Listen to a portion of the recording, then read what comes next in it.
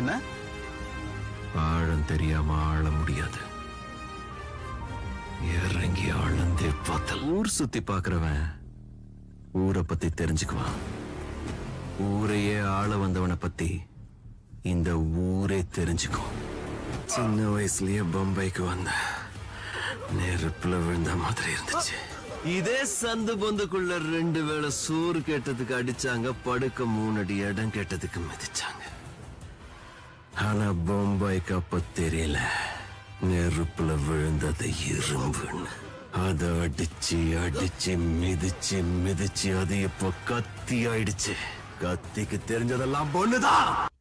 யாரையாவது அடிச்சா போலீஸ் தேடி வருவாங்க. ஆனா போலீஸையே அடிச்சா